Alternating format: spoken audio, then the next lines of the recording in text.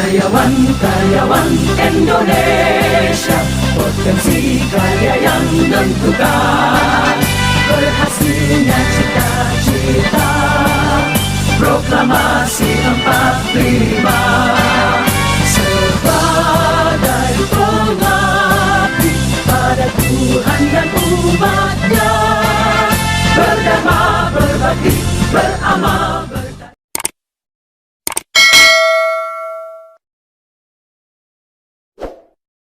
Assalamualaikum warahmatullahi wabarakatuh. Pemirsa Suara Kekaryaan, kita sekarang di episode kedua akan menghadirkan dua narasumber yang mungkin di episode pertama kita juga sudah hadirkan, yaitu Ketua Umum Dewan Pimpinan Nasional Soksi yang juga Dewan Pakar Partai Golkar, yaitu Insinyur Ali Wongso Sinaga. Selamat siang, Bang. Selamat siang, Pak Dani. Yang kedua yaitu Ketua Umum Asosiasi Analis Kebijakan Indonesia, juga sebagai Wakil Ketua Dewan Pakar Nasional Soksi, yaitu Profesor Dr. Trubus Rahadiansah, SH.MH. Selamat siang, Prof. Selamat siang. Aduh, segar terus, Prof. Happy. Selamat. Kayaknya makin muda aja, Prof. Ya. Ketua Umum Asosiasi Analis Kebijakan Indonesia. Iya, muda terus itu. Enak banget. Melihatnya juga enak kan kita kalau udah begini ya. Nah, kita akan berbincang Pak Ketua dan Prof. Ini adalah mengenai kue padis demokrasi Indonesia, ya, yaitu kita akan membahas mengenai proporsional terbuka dan proporsional tertutup, di mana sekarang ini sedang diajukan gugatan permohonan kepada Mahkamah Konstitusi, di mana dari proporsional yang diatur oleh Undang-Undang Pemilu, yaitu harusnya sekarang proporsional terbuka, dan ada yang mengajukan untuk dikembalikan lagi ke masa lalu menjadi proporsional tertutup. Kalau saya sedikit saya beri gambaran, kan demokrasi menurut Josiah Ober itulah demos sama kratos. Itu demos adalah rakyat, kratos adalah aturan, rule. Ya, jadi kalau menurut beliau dikatakan bahwa capacity to do thing, demokrasi itu not majority but not material but things, ya. Jadi capacity to do thing. Jadi bagaimana cara berpikir, bagaimana cara bekerja, itu dalam menurut Josiah Ober gitu lah, demokrasi ini. Jadi dan capacity itu, ya, itu biasanya tinggal di polis itu adalah di kota-kota, ya, dan polis itu ya. Jadi harus ada di kota-kota. Jadi orang yang melaksanakan demokrasi itu harus yang pintar dan harus berada di kota, menurut beliau nih, ya, menurut beliau. Nah sekarang kalau seumpamanya diajukan tertutup, artinya bahwa partai itu telah memilih orang-orang itu 1, 2, 3, 4 itu yang kapasitasnya memang mumpuni yang ini. Dan kalau seumpamanya terbuka, kan dilihat kan orangnya. Nah, dilihat orangnya bukan partainya, artinya di random. Siapa saja tergantung kepada keinginan rakyat, tidak kepada kapasitasnya, tetapi kepada popularitas, kepada dan lain sebagainya lah, ya, terhadap demokrasi tersebut, untuk nantinya untuk membuat rule, membuat aturan yang nanti akan berguna untuk rakyat, gitulah. Nah, jadi apa sih sebenarnya keuntungan terbuka dan proporsional terbuka, dan apa keuntungan proporsional tertutup menurut Profesor? Silakan, Prof. Iya, menurut saya itu ini konteksnya dari publik, ya, dari publik. Sebenarnya sistem apapun, ya, itu tentu punya kelemahan, punya kelebihan. Betul. Nah, istilahnya. Jadi dalam hal ini tentu sistem pemilu proporsional terbuka maupun tertutup itu juga punya kelemahan, sekaligus juga punya kelebihan. Nah, kalau kita berbicara kelemahan-kelebihan, tentu kan di situ kemudian terkait dengan praktek-praktek selama ini. Kan kita yang tertutup, kita sudah mempraktekkan seperti apa sih sesungguhnya. Nah, kemudian kita melakukan lagi praktek terbuka, ya kelemahannya seperti apa, dan itu seperti apa putaran ini aja gitu, lingkaran saja, nanti suatu saat akan kembali lagi. Dulu kita menerapkan tertutup, ya kan, udah kemudian karena apa reformasi, karena tuntutan publik, mintanya jadi terbuka. Nanti suatu saat publik pun menuntut lagi karena demokrasi kan, tuntutan publik lagi, minta supaya tertutup. Itu juga hal yang saya rasa harus dipahami secara arif ya, dalam arti kita melihat itu. Nah, yang kedua dalam hal soal ini apa namanya langsung mengenai tertutupnya, misalnya kalau kita lihat tertutupnya selama ini di era-era Orde Baru itu kan menyebabkan kemudian masyarakat seperti ini apa memilih kucing dalam karung. Tidak pernah. Karena yang di partainya. Betul, yang di partainya. Bahkan mereka akhirnya dulu seperti lagunya Iwan Fals, hanya duduk-duduk saja, nggak tahu ya kan apa yang dilakukan, ya kan, duduk diam yang penting duit. Nah ini kan sudah sempat ini, sehingga tertutup itu kemudian banyak minta dievaluasi publik waktu itu dengan reformasi, minta dievaluasi, minta diganti kemudian sistem terbuka.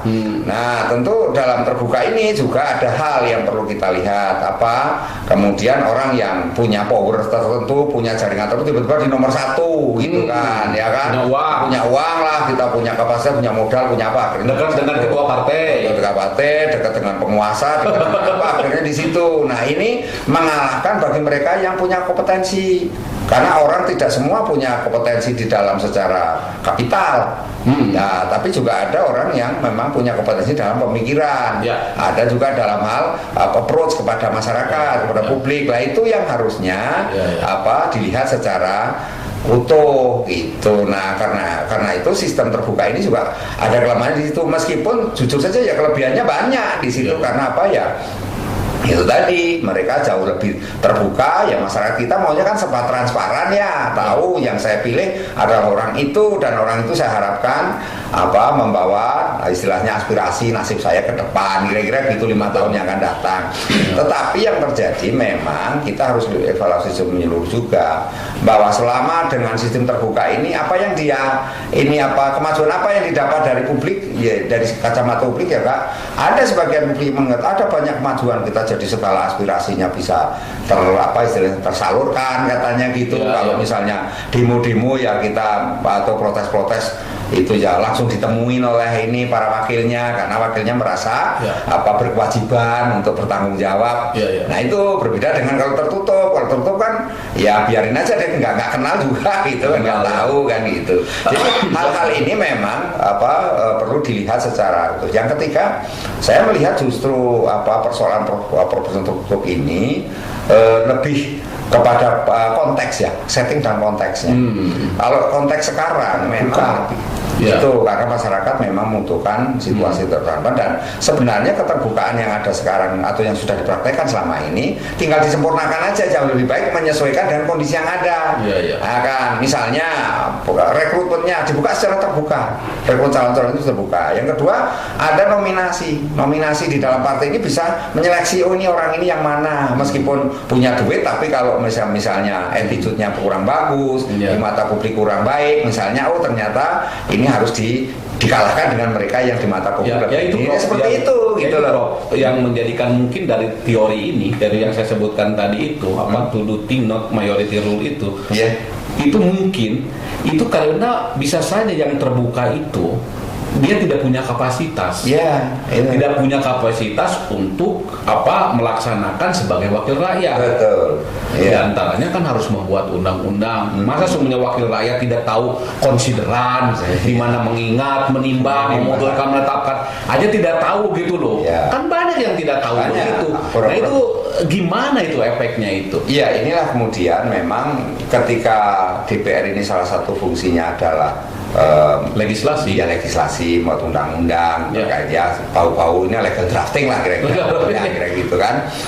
Di sinilah saya lihat memang kemampuan kapasitas ini jadi sangat sangat ini dalam tanda petik itu ya memang belum memuaskan publik gitu. Ya. Nah jadi kan publik memang di sini menginginkan ada satu perubahan agar mereka itu adalah orang yang tahu, setidaknya memahami. Jadi tidak saja semata-mata dia punya duit, punya modal, tetapi dia juga orang yang diharapkan punya pengetahuan itu, pengetahuan terkait dengan legislasinya itu sebagai tugas tupoksinya kan gitu. Jangan-jangan tupoksinya nggak tahu. Ini yang selalu menjadi perdebatan. Karena itu menurut saya disinilah kemudian sebenarnya fungsi partai itu yang harusnya dioptimalkan, ya kan, menyeleksi orang yang akan duduk di situ betul-betul. Kalau si A misalnya punya duit harus di nomor 1, enggak juga. Kalau ternyata si C taruhlah yang harusnya bontot si C atau E misalnya, tetapi karena dia punya kapasitas dekat dengan masyarakat,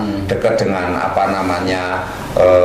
kepublikannya lah harus tidaknya itu, apalagi dia bisa memberdayakan masyarakat, bisa meyakinkan masyarakat, punya attitude yang baik, punya kompetensi dalam hal mungkin secara edukasi juga memadai. Nah itu harusnya yang ditempatkan, dan itulah partai yang menentukan. Jangan kemudian partai hanya yes man kan, apa yang dimau punya sumbangan gede akhirnya di nomor pertama. Saya rasa ini memang sesuatu yang harus dilihat secara komprehensif ya. Nah, gimana Bang kalau menurut Abang ini mengenai memang bagaimana sih mekanisme Abang sebagai wakil dewan pakar di Partai Golkar, sebagai politisi yang sudah kawakan, bagaimana sih cara menentukan memilih seorang anggota dewan atau bakal calon itu gitu Bang? Bagaimana proses demokrasinya di sana? Baik, sebelum ke situ ya Bang, pertama saya mendengarkan adanya judicial review tentang sistem pemilu legislatif proporsional terbuka ini digugat oleh beberapa individu. Ini mengejutkan, mengejutkan karena apa? Menurut saya ada dua hal yang paling tidak perlu menjadi pertimbangan bagi MK. Pertama, urgensi daripada gugatan ini. Kedua, momentum. Nah, saya mulai dari momentumnya. Ini pemilu sudah mulai berjalan proses pentahapannya. Betul. Aturan main pemilu dipersoalkan. Jadi, kalaulah berpikir misalnya mengganti atau merubah aturan main di tengah permainan, itu kan nggak benar, tidak etis, dan tidak logis. Nah ini mestinya menurut saya Mahkamah Konstitusi mempertimbangkan momentum. Kedua, urgensi. Apa substansinya ini? Sistem proporsional terbuka tertutup. Kewenangan Mahkamah Konstitusi itu kan dalam kaitan ini mengadili undang-undang, dalam hal ini Undang-Undang Pemilu nomor 7 tahun 2017, khususnya terkait sistem pemilu legislatif proporsional terbuka. Ini kan bukan judicial review kan? Iya. Ini kan mengadili terhadap Undang-Undang Dasar 45. Jadi kalau dikatakan ini proporsional terbuka bertentangan dengan Undang-Undang Dasar 45, di mana ya? Hakim Konstitusi yang 9 yang mulia ini mestinya berpikir, apa ini proporsional terbuka? Dan ini sudah pernah ada putusan MK di tahun 2009. Ya. Dan apa yang diputuskan MK tahun 2008 itu benar. Di situ yang dibatalkan oleh MK itu adalah BPP-nya. Dia tidak membuat norma baru, dan itu nggak boleh. Dia hanya boleh membatalkan atau tidak membatalkan atau tetap gitu menolak gugatan. Nah itu diterima, dibatalkanlah BPP 30% waktu itu bilangan pembagian pemilih itu, maka dengan sendirinya jadi terbuka. Nah lalu terbuka itu di mana bertentangannya dengan Undang-Undang Dasar 45? Kalau dikatakan pasal 22E bahwa partai politiklah yang menjadi peserta pemilu DPRD, ini harus dilihat bahwa Undang-Undang Dasar 45 ini adalah utuh, mulai dari pembukaan sampai selesai batang tubuhnya.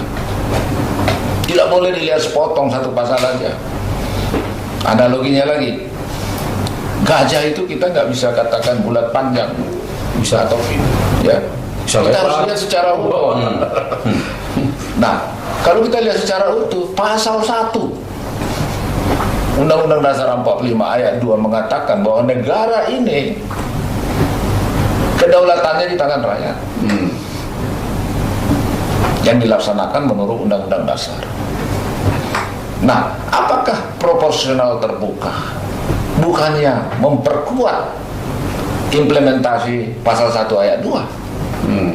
Jelas memperkuat, di mana rakyat tidak saja yang tadi kata Profesor memilih kucing dalam karung, tetapi dia lihat siapa di antara caleg yang ditawarkan oleh partai-partai ini yang saya bisa percayai mewakili saya, kan gitu.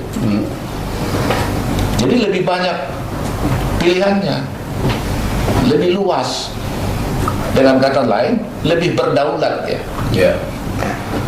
Nah, kalau dalam teorinya kan demokrasi itu kan salah satu nilai lah partisipasi rakyat di dalam mengambil keputusan yang mengikat kehidupannya.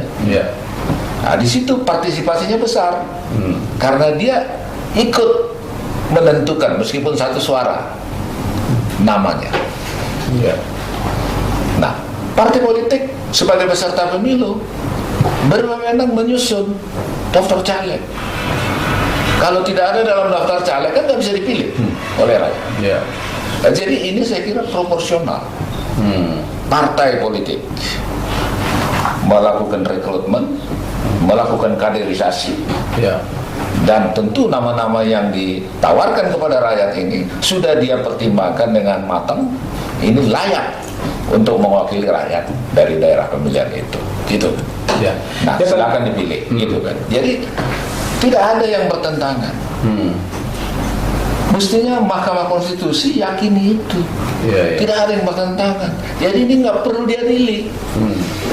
Dan sekarang lucu, ini tidak bertentangan, ya. Lalu kenapa dibahas di MK? Kan jadi begitu. Ini mestinya panggungnya di DPR. DPR lah yang menetapkan sistem proporsional terbuka apa tertutup. Ini kalau dikatakan ada plus minus itu nggak salah. Tapi biarlah itu menjadi putusan DPR. Karena DPR lah menurut konstitusi yang berwenang membuat undang-undang dengan bersama pemerintah. Tapi kan begini Bang, sistem demokrasi itu hadir karena merupakan antitesa daripada sistem monarki, di mana akan menuju welfare state, negara persemakmuran dan hak asasi manusia. Nah, jadi demokrasi itu mungkin ini dari segi dari masyarakat itu ingin tahu kapasitas daripada si orang tersebut, si wakil tersebut, benar nggak bisa menyalurkan aspirasinya. Nah, justru itu terbuka lebih baik, ya kan? Iya. Karena dengan terbuka lah masyarakat bisa melihat siapa dan bisa memilih. Sebentar Bang, artinya bahwa yang terbuka itu sekarang mungkin dengan pengalaman sekarang itu siapa yang banyak spanduknya, siapa yang banyak kaosnya, itulah yang dipilih. Nah, bukan kapasitasnya. Nah, gimana menurut Abang ini sebagai pakar politik? Ini penting. Jadi ini penting. Tadi judulnya kan Quo Vadis Demokrasi. Betul. Gitu. Jadi demokrasi ini kita bangun, ya, harus disertai dengan pendidikan politik. Jadi sistem proporsional terbuka ini harus diakui. Tidak sedikit eksesnya, adalah benar bahwa terjadi politik uang, sehingga mereka yang punya uang jauh lebih berpeluang, atau mungkin mereka punya popularitas yang lebih tinggi, ya, itu akan lebih berpeluang terpilih meskipun kapasitasnya belum memadai. Nah, lalu bagaimana meminimalkan ekses ini, meminimalkan ekses politik uang politik uang ini ada dua, ada di masyarakat, ya, ada juga di penyelenggara. Itu yang disebut kanibalisme politik, memindah-mindahkan suara itu dengan sedemikian rupa, itu juga sesuatu yang perlu kita cegah. Nah, bagaimana mencegah ini? Itulah yang perlu kita pikirkan. Bahwa sistem proporsional terbuka bagus, demokratis, tetapi eksesnya. Nah, perlu pendidikan politik rakyat. Selain itu, perlu penegakan supremasi hukum. Sebab demokrasi tanpa penegakan supremasi hukum itu akan berakibat fatal. Kalau boleh saya pinjam istilah dari Profesor Dr. Jeffrey Winters, ya, demokrasi di Indonesia itu nyaris tanpa hukum, sehingga apa jadinya? Dia istilahkan demokrasi kriminal, gitu kan?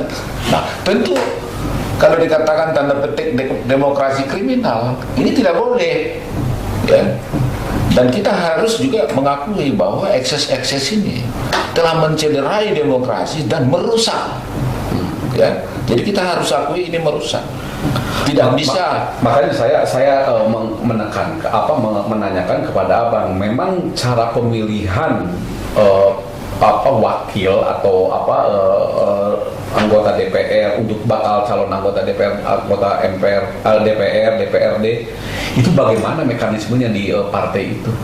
Saya kira semua itu hampir sama saja, ya. Artinya bagaimana seseorang itu ya punya kapasitas, punya integritas, dan punya kemampuan elektabilitas. Ya. Nah, seringkali elektabilitas ini nomor satu, keterpilihan menjadi nomor dua kapasitas dan integritasnya. Ini yang menjadi ekses gitu kan, karena ini terkait pada ya bagaimana rekrutmen dan kaderisasi dari masing-masing partai. Nah, tapi saya mau katakan kita bicara sistem kan, gitu.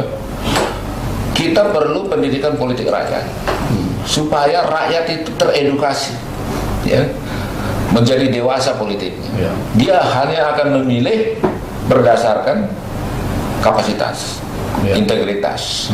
Tentu dilihat dari mana track recordnya. Track recordnya dicari di mana? Saya kira sekarang sudah lebih mudah karena sudah digital, abad revolusi industri sekarang kan. Jadi dengan demikian, ya dia menolak politik uang, menolak jual suara, jual hak, tetapi dia pilih wakilnya yang mampu mengartikulasi agregasi kepentingan rakyat. Nah, kemudian tentu perlu penegakan hukum. Tanpa penegakan hukum ini bisa tetap terjadi. Nah, di sini ada Bawaslu. Apa peran Bawaslu? Begitu besar kewenangannya di Undang-Undang Pemilu. Tetapi kenapa bisa terjadi politik uang? Marak lagi. Nah, ini yang harus dilakukan koreksi. Nah, siapa yang melakukan pendidikan politik tadi? Semua partai politik harus melakukan pendidikan politik rakyat. Itu tugasnya juga. Negara juga, termasuk KPU, masyarakat. Ya. Penegakan hukum jelas ada Bawaslu dan ada aparat-aparat lain yang bisa membantu Bawaslu. Oke, Prof. Ini menyambung mengenai masalah politik uang itu. Tadi kita melanjutkan dari apa yang dikatakan oleh Pak Ketum ini.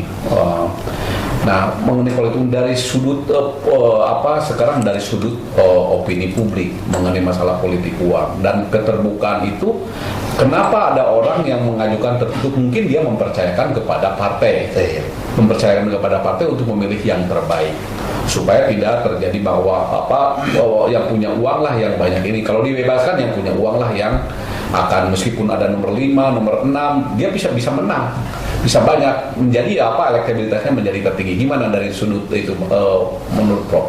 Iya, menurut saya sebenarnya ini kan ada pemikiran bagaimana sebenarnya peran partai yang lebih diprioritaskan, sehingga partai sebagai wadah atau sebagai rumah bagi para calon itu itu harusnya yang punya kewenangan lebih gitu, sehingga partai ini yang harusnya menyeleksi, harusnya macam-macam lah dengan segala pertimbangan, sehingga warna partai itu di mata publik baik gitu loh. Jadi yang dilihat itu partainya itu, jadi publik melihat partai bukan melihat pada sosok.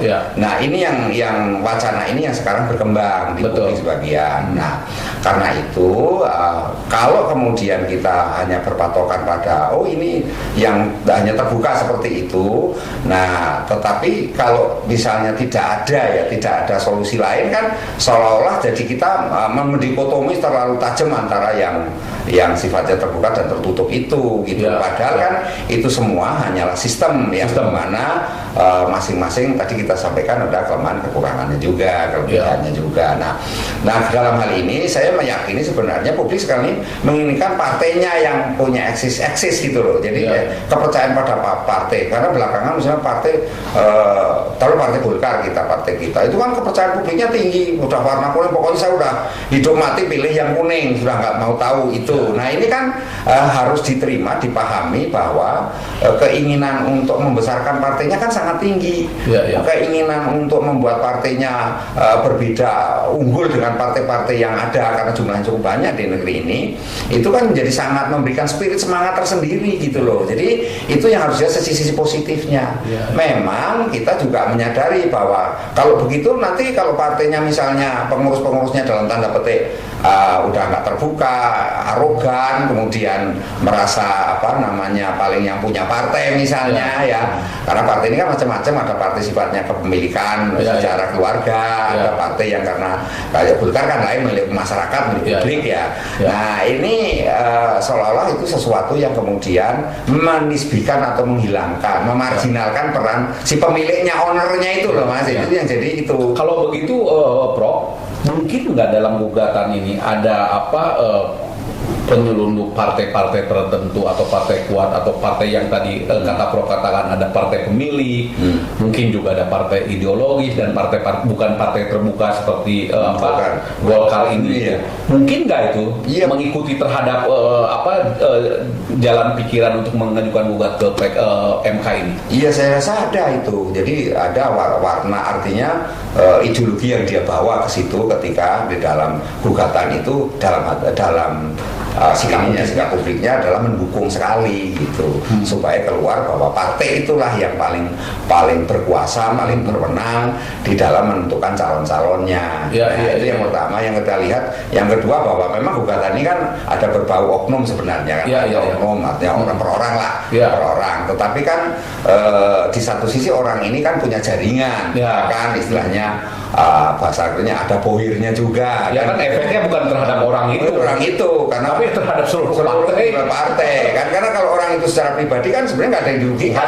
Apapun sistemnya dia tetap aja bagi dia adalah tetap mengabdi pada partai yang dia suka misalnya gitu. Tetapi persoalannya kan ketika situasi sudah seperti ini, ketika situasi sudah masuk ke dalam proses ranah-ranah hukum, maka yang terjadi kan kemudian ranahnya adalah bagaimana publik ini melihat kepentingan-kepentingan istilahnya kepentingan yang sifatnya berjangka panjang itu harus diakomodir gitu. Jadi maksud saya gini, itu publik harus tahu bahwa ketika Anda memilih partai yang dia percaya itu, dia harus tahu bahwa partaimu itu dia berdinamika. Artinya dinamika itu kadang-kadang kalau pemimpinnya arogan, tertutup, kemudian merasa ini paling hebat, kalau bahasa keren anak muda itu kena penyakit sindrom Thanos misalnya orangnya kan gitu. Nah ini kan susah kan, akhirnya menjadi partai itu otomatis yang kasihan adalah calon-calonnya kan gitu, yang akhirnya ditempatkan orang-orang dari sisi keluarganya, dari anak anggota ininya yang paling dekat karena kesukuannya, kebetulan karena satu agamanya, atau karena kemudian satu kelompok golongannya. Nah ini kan berbahaya. Artinya bagi kemajuan partai itu sendiri sesungguhnya, dan ini yang dituntut oleh masyarakat ketika terbuka sebenarnya adalah bagaimana kemudian keterbukaan itu diperbaiki makin hari makin baik gitu ya. Artinya peran partai sekarang dikembalikan, peran partainya memang harus betul-betul optimal, sehingga partai-partai yang keluarga ini harus mengikuti, karena partai keluarga itu sangat rentan terhadap apa yang namanya dalam tanda petik itu keruntuhan. Karena apa? Karena begitu si pemimpin keluarga ini sudah nggak ada, otomatis dia ini kan kehilangan, ya kayak ayam kehilangan induknya pada bubar sendiri-sendiri. Nah ini yang harus dilihat seperti itu. Berbeda dengan partai terbuka seperti Golkar, sudah mekanismenya sudah ada, nggak ada ini tidak terlalu menakutkan, tapi bagi mereka takut loh, ini ketakutan luar biasa gitu. Sehingga kalau misalnya keberadaan partai saya atau partai yang istilahnya kami miliki gitu, yang kami miliki ini kemudian sampai jatuh di mata publik, itu akibat yang didera adalah kemudian kesengsaraan, karena ada kan partai yang dulunya berkuasa sangat luar biasa, kemudian menjadi partai yang istilahnya partai buram kalau bahasa sekarang ya, partai kecil. Nah ini kan bagaimana kekuasaan, kenikmatan yang dia dapat itu akhirnya hilang semua gitu loh Mas. Itu yang menjadi problem sekarang ini, di mana kemudian sistem terbuka tertutup ini menjadi tunggangan, kuda Troya bagi mereka ini. Jadi gugatan ini dijadikan kuda Troya oleh kelompok-kelompok ini, yang partai-partai yang selama ini ketakutan sebenarnya, was-was, ngeri-ngeri sedap juga gitu ya. Mereka tetap berani. Oke Bang, bagaimana menurut Abang kalau memang seumpamanya itu bagaimana konsekuensinya bagi partai terbuka seperti Golkar kalau seumpamanya proporsional tertutup itu terkabulkan? Apa bahayanya buat partai Golkar? Jadi gini, kalau bagi Golkar kita selalu siap ya, apapun itu kita siap. Tapi kita harus bersuara.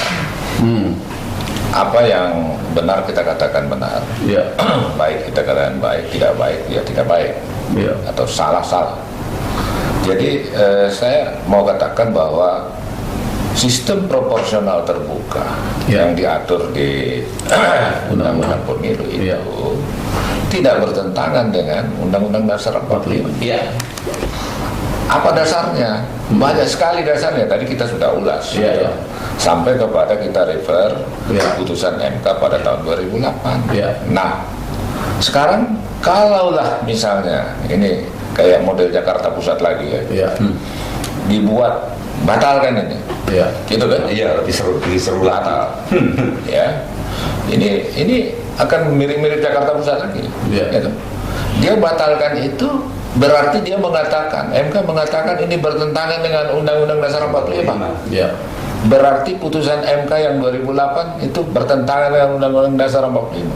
Berarti selama pemilu 2009, 2014, 2019 kita melakukan pemilu dengan undang-undang yang bertentangan dengan Undang-Undang Dasar 45. Kedua, kalau ini dibatalkan, apakah MK berwenang membuat menjadi proporsional tertutup? Tidak bisa. Itu sudah menjadi kewenangan atau dia mengambil kewenangan DPR. Beda halnya dengan waktu judicial review yang dilakukan oleh perorangan pada tahun 2008. Itu yang dibatalkan tentang BBP-nya itu, ya otomatis jadi terbuka, gitu kan. Jadi tidak menambah norma. Kalau ini kan harus. Siapa yang bisa membuat itu? Ya DPR. Jadi sebenarnya ini kenapalah MK ini dipakai panggungnya soal ini, gitu kan? Mestinya panggungnya di DPR.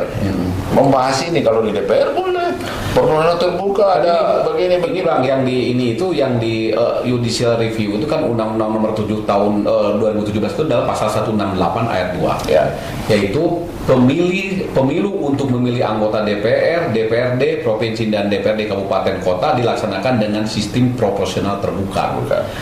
Itu yang ini. Jadi artinya kan tidak mengganggu untuk presiden dan pilkada dan sebagainya. Kalau itu dibatalkan, ayat itu, lalu apa isinya? Kan nggak bisa diisi. MK nggak bisa ganti itu menjadi tertutup. Mengganti perasa nggak boleh. Nggak boleh. Itu kan beda sekali ya, terbuka dan tertutup. Dan Ya. itu ikutan pasalnya banyak, ayat-ayatnya tuh. banyak sekali. Ya. Itu berarti dia mengambil alih kewenangan DPR. DPR, ya. Harusnya ini di DPR kan? Di DPR. Makanya ini Ya. ya beda tipis juga dengan Jakarta Pusat. Gitu kan? Ya kan? Ya, ya, ya. Beda-beda tipis. Ya. Iya, betul. Jadi kalau seumpamanya nekat juga nih, apakah bahaya nggak buat Golkar? Kalau Golkar nggak bahaya, kita nggak ngefek kalau belum. ya saya nggak enak aja bilang malah bagus. Kayak ngefek, iya ngefek. Tapi nggak ada bahaya. Kita mau on the track lah. On the track, ya. Kita himbau MK. Saya masih percaya. Iya. MK on the track. Pada akhirnya dia nanti mengambil keputusan Iya. menolak judicial review itu. Ya. Karena ini pasal 168 dan sebagainya ini sudah betul Ya. tidak bertentangan dengan Undang-Undang Dasar 45. Betul. Pemerintah sendiri, saya tonton itu dari YouTube, Ya. pernyataan dari pemerintah yang juru bicaranya itu Dirjen Polpum Pak Bahtiar, Iya. sama, tidak bertentangan dengan Undang-Undang Dasar 45. Itu sikapnya udah betul. Iya. Nah, tapi terlepas daripada itu memang tidak bertentangan. Di mana bertentangannya? Ya. Tadi kan saya sudah ulas. Kalau ada yang menyinggung pasal 22E, Ya. mari kita bahas. Ya. Janganlah lihat gajah itu bulat panjang atau pipi, lihat utuh. Iya. Ada pasal 1 ayat 2 yang mengatakan bahwa kedaulatan atas negara ini tangan rakyat. Bukankah sistem proporsional terbuka itu meningkatkan rasa kedaulatan itu? Ya. Ya toh? Hak daripada rakyat itu lebih terasa dengan ikut memilih siapa yang mewakilinya. Soal ekses, Ya. benar. Ya. Ekses itu soal tersendiri, Ya. bukan di MK. Di partai. Ya, di partai dan di semua lah. Ya. Ya, semua kita bangsa punya kepentingan untuk membangun bangsa ini. Ekses ini merugikan bangsa. Iya. Ya toh? Ya, kita lakukan pendidikan politik rakyat. Iya. Ya. Kita lakukan juga dorongan untuk penegakan supremasi hukum. Bawaslu itu harus bekerja all out, on the track. Iya. Nah, kalau di lapangan kan kita sering kali mendengar 86 itu kan. Jadi seolah-olah bukan mau menegakkan hukum, Iya. tetapi justru memanfaatkan menjadi industri hukum. Betul. Gitu kan? Iya. Itu Jadi prinsipnya bahwa demokrasi itu harus berbarengan dengan hukum. harus. Dan hukum harus berdemokrasi. Ya, hukum itu dibuat secara demokratis. Hukum dibuat sebenarnya demokratis. Tapi ada sumber hukum kita kan? Ya. Pancasila. Ya. Berbagai macam sumber hukum lah yang ada. Di dalam pasal 1 ayat 3 Ya. Undang-Undang Dasar jelas kita negara hukum. Iya. Nah, hukum kita kan jelas sumber hukumnya adalah Pancasila sebagaimana dalam alinea keempat pembukaan Undang-Undang Dasar 45. Lalu Undang-Undang Dasar itu sendiri baru undang-undang, gitu kan? Tapi gini Bang, itu kan sekarang demokrasi dan demokratisasi. Oke. Ya. Demokratisasi itu kan merupakan liberalisasi daripada demokrasi kan. Merupakan pemikiran-pemikiran hak-hak yang dimintakan daripada demokrasi tersebut. Bagaimana menurut pandangan Abang demokrasi dengan demokratisasi? Jadi demokratisasi itu adalah meningkatnya nilai-nilai demokrasi di dalam kehidupan bermasyarakat, berbangsa, bernegara. Ya. Apa nilai-nilai itu? Paling tidak ada 3. Ini mau teori klasik modern ini 3 lah. Pertama adalah partisipasi rakyat, Ya. peran serta rakyat Ya. di dalam proses pengambilan keputusan yang menyangkut kehidupan rakyat, Ya. ya, termasuk pemilu, termasuk pembuatan undang-undang. Ya. Makanya ada rapat dengan pendapat dan sebagainya. Yang kedua, hukum. Ya. Jadi hukum harus ada tegak di dalam suatu demokrasi dan persamaan kedudukan rakyat siapapun di hadapan hukum. Ya. Nah, ini nilai kedua. Ya. Ketiga, pluralisme, Pluralisme. ya, kebinekaan, keanekaragaman yang membuka sosial kontrol. Ya.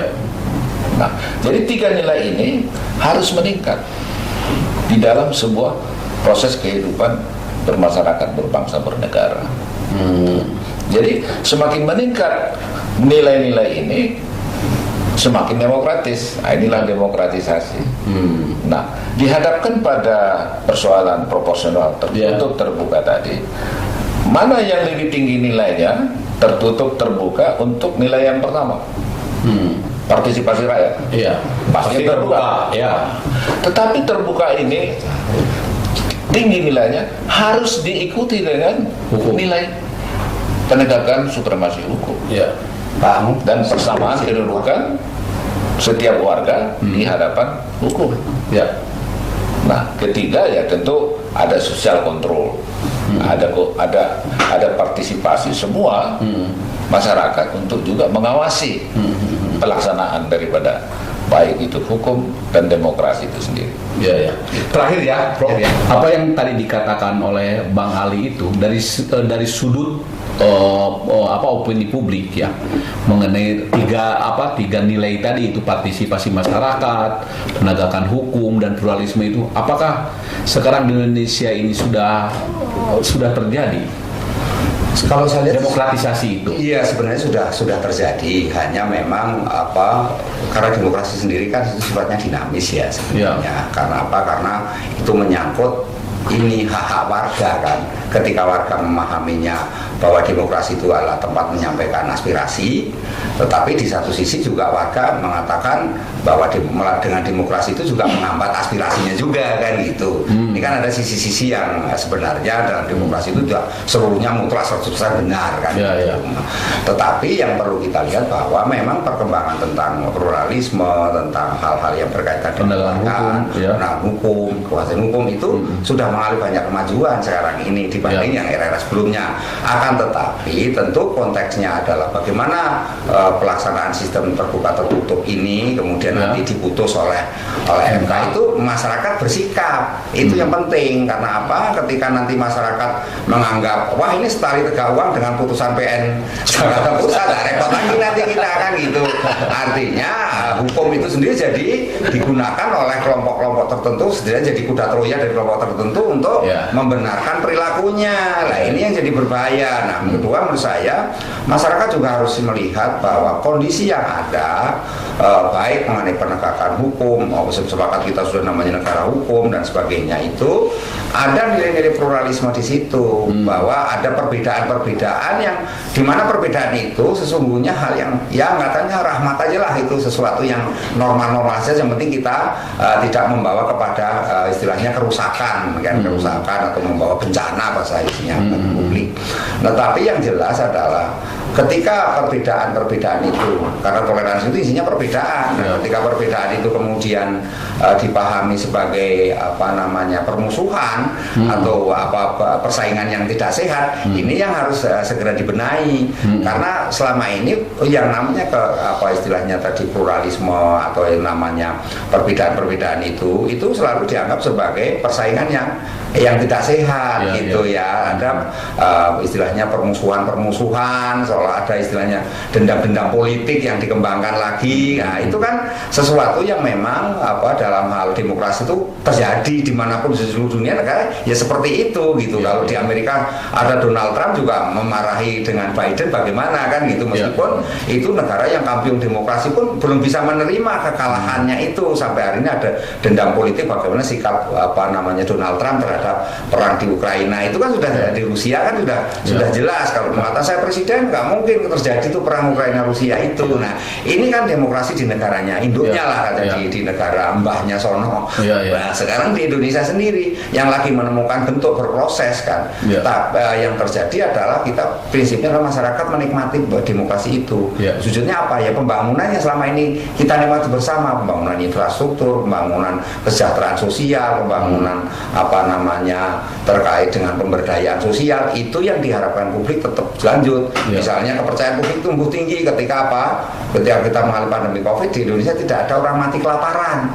Itu sudah satu kondisi di mana kemudian demokrasi sebagai sesuatu yang bagus, yang baik kan gitu. Karena apa? Karena di negara lain seperti di Malaysia itu banyak orang meninggal karena apa? Karena mereka kelaparan kan gitu. Nah, ini pada saat pandemi loh ya, tapi di Indonesia tidak ada. Itu satu contoh contoh di mana kemudian kepercayaan publik sangat tinggi. Di satu sisi kepercayaan pada partainya juga tinggi gitu loh. Oh ternyata partai juga sangat berperan, di mana Pak Erlangga Hartarto sebagai istilahnya ketua umum Golkar, dan seharus tim ini penanganan gugus tugas COVID itu perannya sangat besar sekali. Bagaimana kemudian masyarakat bisa menerima bansos lah, menerima segala macam yang terkait jaring pengaman sosial itu, dan segalanya bisa berjalan, menerima gaji juga masih terima bagi mereka karyawan pekerja juga, minim juga yang namanya PHK tidak seperti yang digembar-gemburkan negara lain misalnya gitu kan. Nah ini kan menjadi potret di mana kemudian kepercayaan publiknya tetap tumbuh. Nah tetapi kalau ini kemudian nanti direcoki dengan ini putusan-putusan yang berbau kepentingan tadi kelompok, ini nanti ternyata yang menang adalah yang tertutup atau berbau tadi dengan yang ini, ya memang itu akan melukai. Meskipun secara saya percaya Golkar tidak akan terpengaruh sebagai partai yang mapan, apa mau terbuka mau tertutup dia sudah punya pengalaman, itu nggak akan bermasalah. Tetapi ini kita lihat dalam konteks demokrasi keseluruhan. Artinya ketika melihat demokrasi itu adalah ada perbedaan, ada aspirasi, ada toleransi, maka yang terjadi adalah bagaimana kemudian paling tidak elit-elit politik dan juga para penyelenggara negara itu parpol-parpol ini menyikapinya dengan tetap dalam kondisi kerukunan lah, konteksnya kerukunan, kebersamaan, NKRI ini tetap terkendali, terjaga, itu saja dikembalikan ke sana. Jadi nanti kalau misalnya putusannya berbeda, ya kita harus kembalikan bagi kita NKRI gitu kan. Itu penting. Oke, kalau gitu Prof, terima kasih sekali. Mudah-mudahan bermanfaat. Ini adalah merupakan ikhtiar kita untuk menetapkan dan mengajukan satu sistem dalam demokrasi kita, sehingga sistem ini bermanfaat bagi seluruh rakyat Indonesia, terutama apa yang kita emban sekarang ini. Dan demokrasi itu benar-benar bermanfaat bagi rakyat. Kalau demos kratos, demos adalah rakyat yang aturan yang dibuat oleh rakyat dan merakyat, benar-benar ini akan menjadi benar-benar bermanfaat. Jadi welfare state, jadi negara yang makmur bagi rakyat, hak asasinya, pendapatannya dan lain sebagainya. Jadi saya mau welfare state tadi. Ini kan kalau kita kaitkan dengan Indonesia Emas 2045, maka sekarang ini katakanlah menuju 2024. Jadi pemilu 2024 harus bisa membawa lebih maju lagi. Jadi demokrasinya lebih maju lagi. Nah, supaya demokrasinya lebih maju lagi, tadi kita sudah bicara tentang nilai-nilai itu kan. Jadi bagaimana partisipasi rakyat bukan makin turun, kedaulatan bukan makin turun, tetapi paling tidak tetap diikuti dengan penegakan supremasi hukum dan pendidikan politik rakyat. Nah ini harapan kita. Oke, terima kasih Bang. Kalau begitu semuanya terima kasih. Mudah-mudahan bermanfaat. Demikian podcast kita hari ini, mudah-mudahan bermanfaat bagi kita semua. Terima kasih. Wassalamualaikum warahmatullahi wabarakatuh. Waalaikumsalam warahmatullahi wabarakatuh. Hakim ke depan, peradilan ke depan itu betul-betul lah rasional, kritis, melihat apa kasusnya, relevan kan? Nah, gitu relevan nggak untuk jadi oleh dia sesuai kewenangannya. Itu dia. Indonesia yang kalau dilihat itu dapat misalnya isi putusannya isi putusannya jadi memang harus ditunda dulu perubahan sekolah itu dilaksanakan itu dalam dilaksanakan terlebih dahulu meskipun ada tambahan atau berhasil berbanding dengan cara mungkin ini yang bisa diajukan itu adalah oleh KPU atau permohonan kepada pengadilan negeri untuk penundaan eksekusi sampai banding dilakukan. Gitu. Tapi ini karena hukum acara, kalau nggak banding itu akan jadi ingkrah itu hukum acaranya, gitu loh Bang. Jadi itu memang harus dilaksanakan Jadi mengenai pelaporan kewenangan itu adalah kompetensi. Karena dia kompetensi bukan masalah pemilu. Nah, jadi saya sudah utamakan dari hakim tidak boleh pengadilan negeri tidak boleh menambah mengenai keputusan urusan negara. Ada juga dalam PT UN, ada kalau perbuatan melawan